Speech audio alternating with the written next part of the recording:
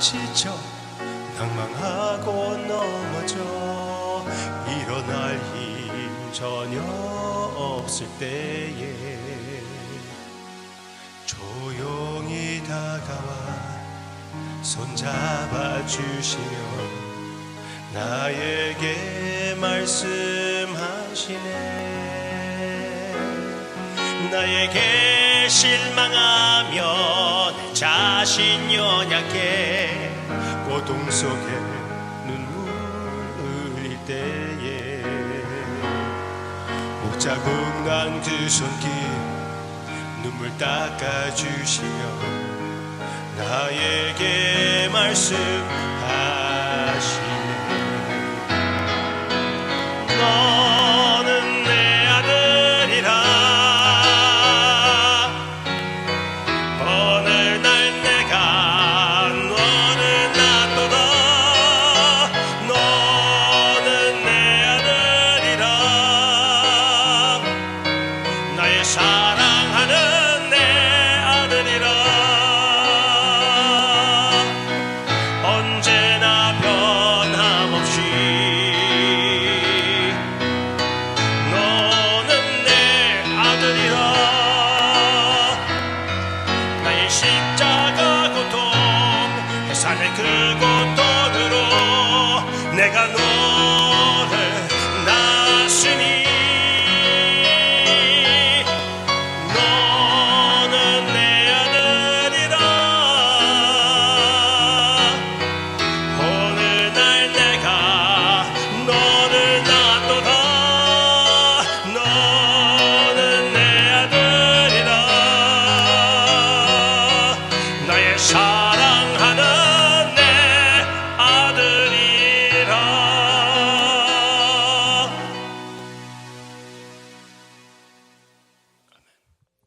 Good afternoon, good evening, good morning. 반갑습니다. 오늘 성경 읽기표를 따르면은 사무엘 하 8장까지 읽게 되는데요. 이 시점에는 다윗이 자기의 왕국을 안정시킨 그런 상태라고 볼 수가 있습니다. 처음에는 이스라엘 한 부분을 다스리고 있었는데 이제 이스라엘 전체를 다스리고 있고 다윗의 성 예루살렘에 살게 되었고 하나님의 법궤를 가장 중요한 하나님의 보좌를 그 예루살렘 가운데로 옮겼습니다. 자기의 도시에 옮겼지요. 거기에 세운 텐트에 넣었습니다. 물론 옛날에 있었던 그 성막은 아직도 기비온이라는 곳에 있습니다. 그렇지만 다윗 성에는 텐트를 하나 세워가지고 거기에 법궤를 넣습니다. 그런데 다윗이 그 텐트, 아무리 아름답게 만들었다고 해도 여전히 텐트를 보고 자기의 집을 보고 하나님도 그런 집에 거하게 하고 싶은데, 물론 이것은 다 상징 것이고 하나님께서 집안에 거하겠습니까? 그러나 하나님의 임재를 대표하는 그 성전을 만들고 싶다는 것이에요. 그 마음을 선지자 나단에게 얘기를 했더니 나단이 너무나 좋은 아이디어라고 얘기하며 허락을 합니다. 그런데 나단이 돌아갔을 때는 하나님으로부터 메시지를 받는데 하나님께서 말씀하십니다. 됐다. 내 집을 만들어주는 것은 됐다. 그렇게 주님께서 말씀해 주십니다. 그 대신 내가 너의 집을 세워줄게.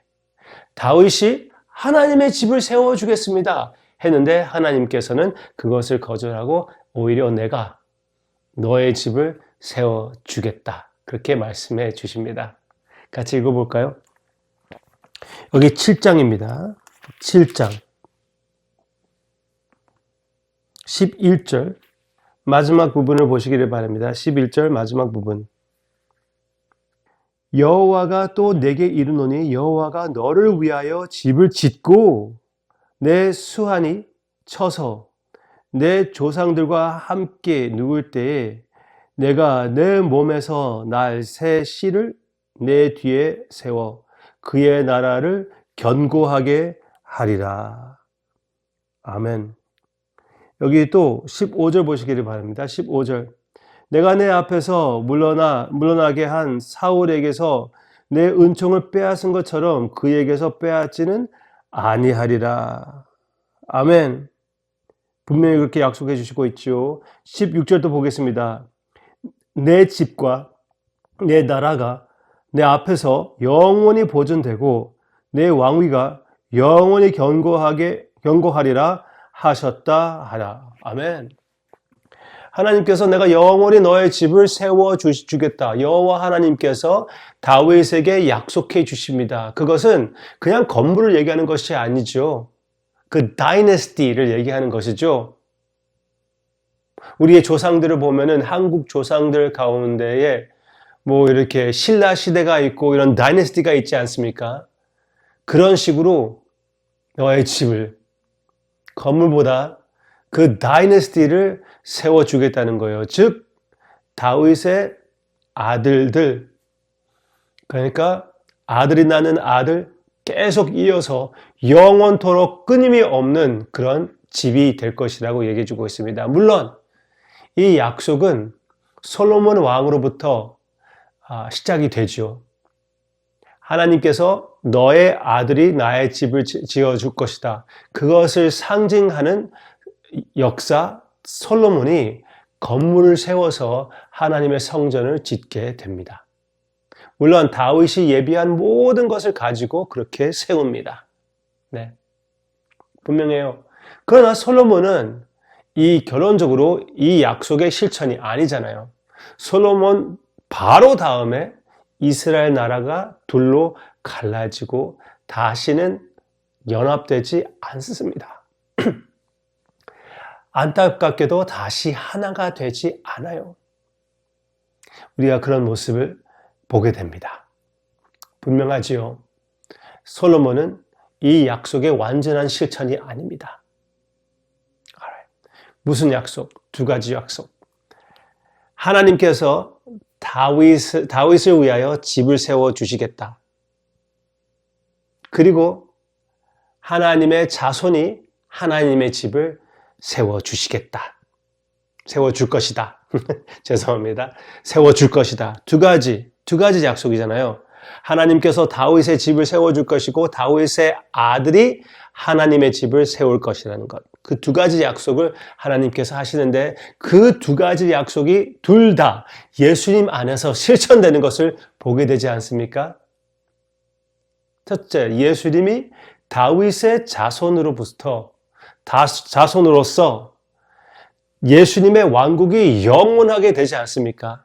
그래서 이 약속의 완전한 실천, 다윗의 집을 세워주실 것이라는 하나님의 약속이 예수님 안에서 이루어졌고 예수님의 핏값으로 인하여 죽음과 부활로서 하나님의 집, 성전을 세워주시는 그 역사를 볼 수가 있습니다. 예수님의 몸이 하나님의 성전이고 결국은 교회가 하나님의 성전이 되지 않았습니까? 그러니까 예수님을 통하여 다윗의 아들이 하나님의 성전을 만들게 되는 것을 우리가 볼 수가 있습니다. 네, 이 두 가지의 약속이 둘 다 예수님 안에서 실천되는 것이죠. 얼마나 멋있는 하나님의 역사입니까? 그렇죠? 그 역사 안에 참여하는 우리의 역할을 생각해 보시기를 바랍니다. 이제 우리는 하나님의 집에 속한 살아있는 돌이 되었다고 성경 말씀에서 얘기해 주고 있습니다. 예수님은 그 성전의 모퉁이 돌, 그 몸의 머리가 되어주시는 우리 주님이잖아요. 그 모퉁이 돌을 따라 이 몸된 교회에 속한 우리는 그 건물에 속한 벽돌 중에 하나라는 것입니다.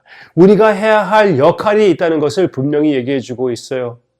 두 가지 적용하기를 원합니다. 하나, 하나님의 집에 우리의 홈 찾으시기를 바랍니다. 제가 한 가지 물어보고 싶어요. 내가 마음대로 고를 수 있다면 내가 살고 싶은 그 집의 모습은 어떻습니까? 작은 집, 그리고 큰 땅. 작은 땅, 관리하기 힘드니까. 그리고 큰 집. 무슨 집에 살든지 여러분의 마음은 항상 천국의 나의 집, 나의 홈, 가정이라는 것을 기억하시기를 바랍니다. 이 세상에 어디에 살든지, 아파트에 살든지, 대궐에 살든지, 나의 영원한 집은 천국에 있고, 그 천국을, 그 집을 우리가 매일마다 누려 나아가는 우리 하우스 교회에 몸을 담은 한 사람 한 사람을 되시기를 바라고요. 하나님의 집에서 내가 할 역할을 찾고 최선을 다하여 그 역할을 하는, 나에게 주어진 그 부분을 청지기로서 실천해 나아가는 우리가 되기를 바랍니다. 이런 사명감을 가지고 매일마다 살아가는 우리가 되기를 원합니다. 많은 여자들이 아이를 낳고 나서 많이 우울해진다고 합니다. 이게 나의 인생의 전부인지 그 질문 때문에 많이 힘들어하기도 해요. 그런데 사실은 하나님께서 나에게 주신 그 사명이라고 생각한다면 이 아이를 하나님 앞에 아뢰고 하나님 안에서 키워나가는 것이 아주 중요한 나에게 주어진 사역이라는 것을 생각할 때는 삶의 의미를 또 한번 느낄 수가 있는 것이 아닙니까? 네. 그것이 아이를 키우는 것이든지 사업에서 아니면 직장에서 나의 최선을 다하는 것이든지 교회에서 어떤 한 부분을 맡아 최선을 다하는 것인지 그 모든 것 가운데 그 모든 것을 통하여 주님의 집에 그 한 부분이 되는 나의 역할을 예수님의 모습을 잘 발해내는 하나님의 역사에 참여하는 우리가 되기를 바랍니다.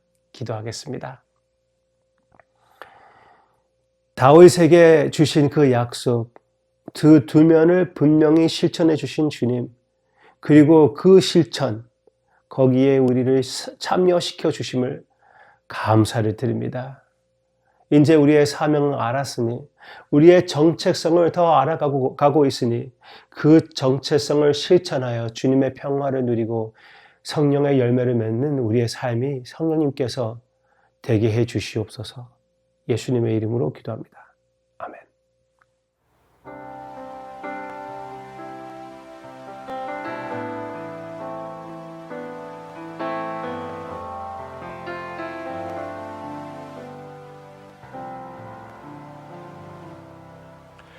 말씀 앞에서 경외함으로 주께 홀로 섭니다. 생명의 말씀 읽고 순종해 주를 예배합니다. 기록된 말씀 힘이 있어서 진리로 우릴 거룩해 하며 거룩한 말씀 세세 영원히 복음이 되어 말씀하시네. 하나님 말씀에 두려워 떠는 자, 그 말씀에 생명을 거는 자, 한 사람 찾으시는 주님의 약속을 믿어. 하나님 말씀에 운명을 거는 자, 순종하며 주 따라가는 자, 영원한 하나님 나라 이뤄갈 주의 교회여 일어나라. 주 말씀은 우리를 구원에 이르는 지혜이니 목숨과 내 뜻 다해 그 말씀에 복종하라. 하나 하나님 말씀에 두려워 떠는 자, 그 말씀에 생명을 거는 자, 한 사람 찾으시는 주님의 약속을 믿어. 하나님 말씀에 운명을 거는 자, 순종하며 주 따라가는 자, 영원한 하나님 나라 이뤄갈 주의 교회요.